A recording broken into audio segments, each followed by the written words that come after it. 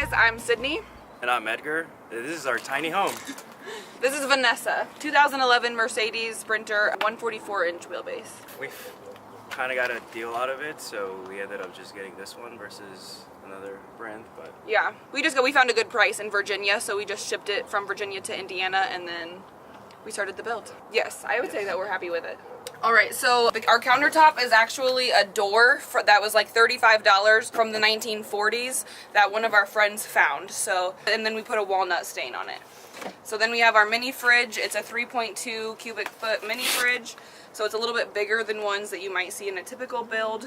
We have a chef in the house, so we had to have a big fridge. So our fridge and our induction burner is run off of 2 batteries, which are the power storage right in here. We have a PureSign inverter that's 3,000 watts, a charge controller in here as well, and then our waste tank is in the back of this that just drains out of the bottom of the van. So anytime that we use our water, it's just draining out of the bottom so that we don't have to fill that up. probably the only reason I went towards it was because I knew that we were going to have the solar panels and a lot of power from the batteries. So I knew it would be able to utilize some of that energy. I didn't want to mess around with propane and stuff like that because what I'm trying to do in the van is cook fairly often, so I don't want to keep changing out propane tanks and stuff like that, so I'd rather just have a continuous source of power for the... And it keeps costs down, which is nice. Like, we Yeah. don't ever have to go out and buy propane or, like, stop cooking because we don't have enough propane or something like that. It's always just free and it's already in here. So the great part about the induction burner is you can either use from 200 watts up to, I think it's 2200 watts, depending on what you're cooking and how long you want to cook for. So there's various settings you can use to minimize your consumption, or if you're going to cook for a very long time, to go for a very long period of time. We have 400 watts of solar up on the top. I think for what we have that uses consumption, we ended up with a perfect amount of power and storage. And for what we use in a day, we can literally hang out in the van all day, use the stove, use the lights, use the fridge. The fridge is on all day. Yeah, so. And yeah, we have no issues with it. Even on a cloudy day with the solar panels that we have, they do get charged up a little, and then between that and then if like the power goes low, we can just turn the car on, and since it's connected to the car battery as well, then it'll just charge it the rest of the way. So because of that, I guess, dual system, we don't ever really run out of power, which is we're getting the source from the actual car battery, and then the solar. It just keeps recharging all day. Yeah. So we have vinyl plank flooring from Home Depot. I think it was like $120 all in. We did it because it was really easy and because we just really liked the look. It's super durable, which was surprising. We didn't know how well it would actually work inside the van once we were living in it. But it's been great. It hasn't scratched at all, and we've kind of slid stuff on the floor a few times. We walk in our shoes and stuff like that. It's very easy to maintain and clean. Yeah, super easy to clean. I mean, you just literally sweep everything out of the side, so... Yeah, we love the flooring so far. So I've been a chef for about 14 years now, so part of what I wanted to do with the van was cook, so I had to bring my babies along. This is obviously a butcher knife. This is actually one of my favorite knives. It's a Japanese slicing knife. I didn't really realize how bumpy it was going to be, and so I had a few accidents with the knives where they had to like come crashing down and fall on the floor. But our simple and free remedy for that was adding a pillow while we drive. So we literally just put the pillow there, and even if the knife slips this far, it'll stay there just because the pillow's holding it up. So it's a free and easy hack to keep the knives. Well, I'm probably cooking 100% of the time myself. Not that I want Sydney to, or not that she wants to, but he's the chef. But I mean, at the end of the day, that's what my lady says. I'm the chef. That's part of the reason why I wanted to cook in the van, was to save some money. Just because I've been doing it for so long, I can kind of work around like certain ingredients and certain recipes in order to make them cheap. And so we're probably eating out of the van 80% of the time. We'll probably go get a sandwich here and there, but I'm cooking inside the van most days. I mean, we picked it out, but they installed the lights and stuff. It's just a shiplap ceiling. It ceiling. was very collaborative. Yeah, it was very collaborative. It was a team effort for sure. Walls and ceiling, all shiplap. Obviously, besides all the insulation that was beforehand. Our friends are contractors, so they helped us build out the van, and part of what we wanted from them was a bookshelf. So it was kind of back and forth between us and the contractors because we had no idea where a bookshelf can actually fit. It was complicated up until the end, where we were just like, we have this what is it, like 2 square feet of space. So we were just like, why don't we just add the bookshelf there? At that point, we had just kind of run out of places to put it. Yeah. So I was dedicated to having the bookshelf run in the back with these cabinets, but the builders said that would cut the view too much.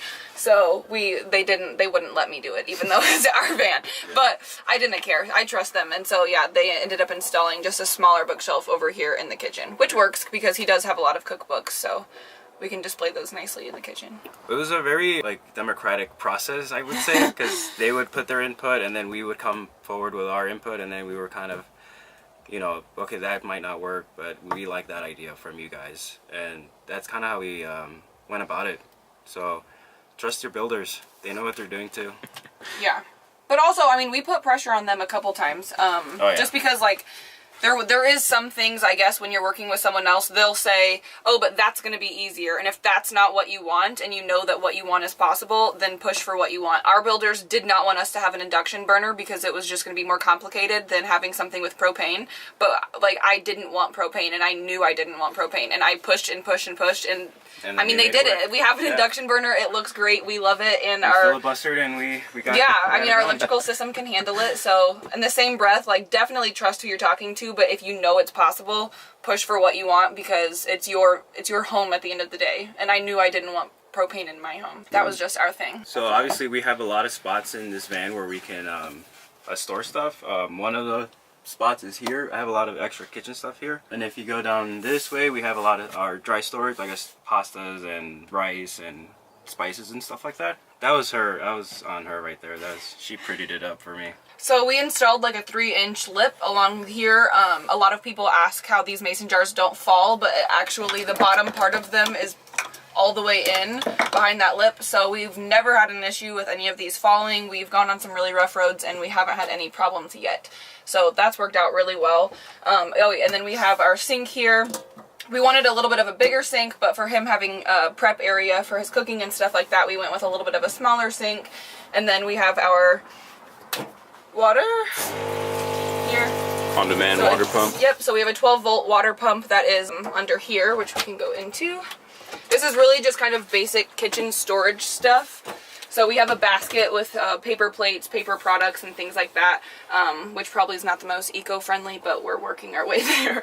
And then we have our fresh water tank here. It's a 5-gallon fresh water tank, which comes straight through the sink with our 12-volt pump, which lives right behind this basket.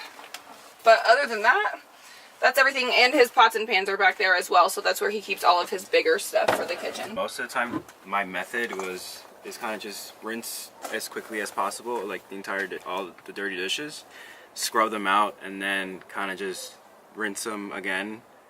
And I don't know, it works out. You have to work a strategy, I guess, with water. Knowing that you have a limited amount of water and not wanting to buy water constantly, or if you're just off grid and you don't have access to a lot, you just kind of have to think of different, strategical ways of using it. We've even filled a bowl with clean water and then just kind of used that to rinse all of our silverware afterwards instead of washing every single piece of silverware. You just kind of have to think of the random small things that will make it easier and less consumption. I believe it's adequate for us right now. Yeah. I think if we were to add the puppy like we plan on to, I think we would up the gallons, but yeah, we honestly don't stay off grid too much. We typically do hit a city every few days or so, so we've had no real problems with finding access to water whenever we do need it. Yeah. But yeah, I mean, if we planned on staying out in the mountains for a week or two, we would have to think of something, or we would just have to have extra gallons below the bed, which is where we keep our extra water anyways. We don't drink from this or anything like that. It's strictly our sink water, our drinking water, and other gallons we'll show you, but it's below the bed. So we have the little gate hooks here, and the reason I installed them, the guys who build out the van didn't install these because we didn't foresee how when we drive and we make right turns, the drawer just slides open. So eventually I got tired of just climbing back here and closing them, that I just got some gate hooks for 49 cents each and installed them myself, and now they stay closed. So this is pretty much all my kitchen equipment. I have tongs, scissors, pretty much anything you would need to cook up a meal. Here I got a little bit extra, got cooking oil, cooking spray, towels and stuff like that. And then here's kind of our I've been calling it our junk drawer. Our junk drawer. But it's our silverware, our chopsticks where we have ramen, some tea. We eat a lot of ramen. Yeah, and then obviously can't go anywhere without a little bit of ketchup. Yeah, that's another hack. That's a van hack. Don't ever buy your own ketchup, mustards, ranches, nothing. We take it all from gas stations and from the places that we are already buying things from. We saw a couple of our now van friends, but people that we were really looking at on Instagram and social media and things like that, and we had heard a couple of them say in their first van they only had cabinets or they only had drawers, and that they wish they could have done both in their van. And so when we started our build, I was like, let's just start with that. We'll have a cabinet, we'll have a few drawers. That way we kind of have options of where we can store stuff and what would be easier to put where. And I really had to pick and choose what and could bring to the van in terms of cooking equipment. The reason I chose cast iron as my main cooking vessel was it's durable, it lasts long, it retains heat really well, and it heats up really fast, especially with induction burners. So I got the speed and I got the durability, and that's kind of what I needed from pots and pans, and it works great on campfires. Alright, so behind all of our kitchen area is our bedroom, dining room area, which we'll show you the transition in a minute. So we have additional storage right here where we can just kind of, I've put my shoes in here, but we really just try to maximize every space, and we did have a few inches left over here, so we just put in a little bit of extra storage and some shelves. And then we have our portable toilet, which we keep right here while we drive, and it just kind of slides out whenever we need it.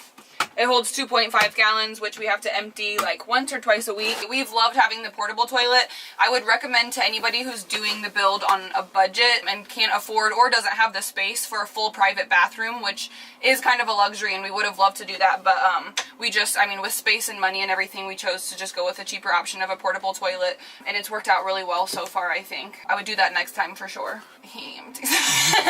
Pretty much. Yeah, so I make Edgar empty it, but he does it willingly. And yeah, the bottom half just kind of comes off, and there's a lid on there as well, so you don't really see anything, and you can just tilt it to the side and it will drain out from the tube that's on the side. We dump Cabela's, they have dump stations. So most of the time we're using dump stations and stuff like that. Try not to throw it out, just random. Yeah, but we have a pact of only doing certain business in the van and doing our other business and other like places and gas stations, things like that. You do have to modify. I mean, you want to make this life as convenient as possible, but it's not going to be the same as living in a typical house. So that's one thing that you will have to sacrifice if you have a portable toilet. We chose to make the decision of, you know, going to gas stations and going to other businesses for that. And honestly, who wants to clean up their own mess? You know? Yeah, seriously. But yeah, it's worked. Yeah. I mean, this is mostly for night use and for staying at campsites that don't have facilities and being at places that don't have toilets. So we try not to use it all the time. And yeah, I mean, at night we use it every single night because we don't want to like show, I guess, that we're living in the van. We don't really want to make ourselves a target. So we just like to stay in the van once it gets dark, and we use the toilet from then on out. So we have the instrument panel here that it's connected to all of our lights and stuff around the van.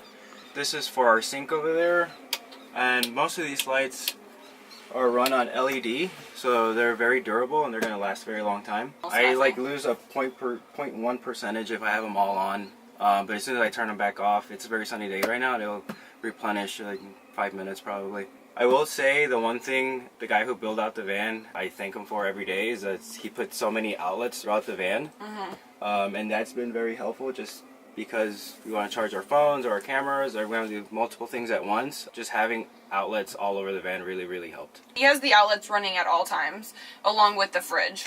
The batteries have a safety feature, and if it gets under, I believe it's 9.8, is it 11? No. Maybe 10. I think it's 9.8. If it gets under 9.8 volts, the safety mechanism kicks in, and the power for the light switches, so they all turn off except the fridge. So the fridge, even if the batteries have run to a critical point, the fridge will still keep running up until, like, obviously the actual car batteries die off too.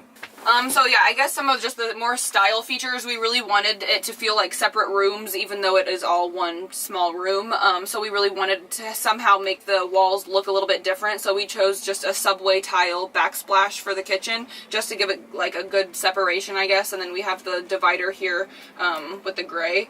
And then moving into the bedroom, we have our overhead storage, which we split. So this is Edgar's side. He just keeps some like toiletries, extra cameras, and chargers in here. We have a fruit hammock below, which is just kind of a van life signature, I guess. If you live in a van, you just have to have one. Says social media. And then, like you said, we have a couple of outlets here, and then we have a little Polaroid display as well on the wall, made of shiplap. Our bedroom walls are shiplap as well as the ceiling. Depends on what we're doing. If we have guests over, we had a couple a week ago to have dinner with us, so we had the table set up and everything, and it works out pretty well. You can fit in probably 6 people semi-comfortably, I would say. So pretty much, we'll take the middle parts, put them off to the side. This is our extra panel. And pretty much, for the table, there's a little bar at the bottom here. And it just keeps it in place. At night, that's mostly for storage. So we keep extra water or some of our dirty laundry, and then firewood just in case we were at a campsite or something. Then I'll show you, try to maximize all our space. So we have more toiletries on here, in a drawer under our table. 2 or 3 times a week, we were like working out of our van. She's blogging, I'm doing stuff on social media and stuff. So we'll sit out here, we'll camp here for a little bit. I would say another cool part about this is that this table comes out of the van. So instead of having like a separate outside table, they installed this in a way where those bars kind of catch it while it's in the van, but it's easy to just like remove out of the van entirely so that we have like an outdoor place to sit as well. Yeah. Which is super cool. So this here is our vent fan. Our contractors had to cut out a hole, which was very nerve-wracking, but they did a fantastic job. It has 3 speeds. You can only blow air out, not in, and you would have to have a window or a door cracked just to get the airflow. But it's been working fantastic. We just had a pretty hot day a couple days ago, and it kept us cool in here. And then we're gonna show you a little bit more extra storage space that we have. So right under our seats, we'll take these out of the way. And again, I like to use the fence hooks, the gate hooks I mean, just because they're very convenient and super cheap. And then right here is pretty much all my clothes. More towards the back, I have a lot more camping gear and stuff like that. I have hammock and camping bag and stuff like that. So we're trying to utilize as much as the space that we have. We have to be very, very organized in order to have all the stuff that we have in here. The same thing is on both sides, except that's her side and that's my side. Okay. So we keep it kind of separate, so we both have different organizational standards. As in, he has an organizational standard and I don't. That's how that goes. So this is kind of our like garage space where we put all of our shoes and extra stuff. This is like some just flour and like the random things that we don't use as often, so they didn't make the cut for the kitchen. And then, I mean, this is just like, we have some like hanging lights and just this is kind of the stuff that we don't use, I guess, every single day that we need access to from inside the van. So we just kind of filled it that way. If you're in the van and it's freezing outside or if it's raining, you can access it from behind and lift this up if needed, but it's not the easiest thing in the world. I would suggest for anybody building, if you're going to do that, to make it come up from the other side. So hinge it on the far side so that you can lift it up easier from inside, because it's kind of a pain to lift that with the door, with these back doors closed, sitting inside. Just to make it, I guess, feel a little bit more like a home. Everybody, I feel like, has to have a full-length mirror. This was something I got made fun of for a lot, but it really comes in handy when we're going somewhere, you're actually doing something that's not at a national park and you want to look nice. I feel like you kind of need to know what you look like. So I use this all the time, and when we have a couple chairs in the van as well, so if it's a really sunny day and I want to do like my makeup or get ready outside, it's really nice to open these back doors and have my chair sitting here, and then I can just sit outside and get ready outside in the van. Just because it's been winter and it's been really cold these past couple months, we've been kind of indoorsy. But now that we're getting great weather, just the other day we were out here for maybe 5 or 6 hours with all the doors open. Yeah. If it's a nice day, we definitely try to have all the doors open. I mean, it feels better with the doors open if it's warm outside than it would with the doors closed, because it'll just get kind of stuffy and warm quickly. So we prefer having the doors open, but coming off of a very cold, horrible winter, we weren't really able to do that as often these past couple months, but hopefully being on the west side now we can. We moved into the van in October, so we kind of, the first couple months was, I mean, we didn't even know what it was really like to be comfortable and have the doors open. Like, sleeping without layers and layers of clothes is the greatest feeling. All right, so this is the driver's side of our van, and so for privacy at night, we just like to hang up this curtain. This was kind of one of the last things that we implemented, and we were, as everyone, kind of running low with our budget and things like that, and so we already had the curtain. All we had to buy was this white string, and it looks relatively low from inside the van, but when you're on the ground outside the van, you can't see anything above the curtain at all, so it actually works really, really well. And it's a blackout curtain, so it actually blacks the light as well. That works pretty well for privacy. Yep, and so behind here we have just some extra chairs that we use outside. This is the tripod, and his cutting board goes back there as well. On the other side in the same space we have an extra table, an extra induction burner if he ever needs another one, and that's also where we keep that wooden board that finishes off the bed when we're making the bed. So yeah, that's just a little bit of extra space as well. So driving the van it's totally fine when you're on regular roads. When you're driving on interstate, you're driving anywhere where you're like even potholes, things like that, it's completely fine. As soon as you get onto gravel, rocky roads, too many potholes, things like that, it gets pretty rough, and we go about 15 to 20 miles an hour for a very long time until we reach our destination. So it's usually good, but yeah, there's definitely been some times where it got pretty rough. Miles per gallon is about 24, so we get about 24 miles a gallon. Right now gas is a little bit higher on the West Coast, but you do what you can. Use Gas Buddy, everybody. That's my highest recommendation. Don't just buy gas right off the interstate. Download the apps and do what you can to save money there as well. Whenever it's early morning and we are going somewhere and I want to do my makeup for the day, I wanted to come up with a little bit of a hack. So Edgar drives first in the morning, and then I just put my magnet on the back of this mirror, and it hooks up to this magnet on our car, and I can just put it there and I do my makeup sitting in the passenger side. So underneath the passenger side there is a panel that you can take off, and then the entire underneath of that seat is fully empty, and so we put all of our cleaning supplies and any extra paper towels, any extra like Clorox wipes, wet wipes, anything that we didn't want to take up space in the van, it all goes underneath that passenger side, and there's a lot of storage underneath there as well.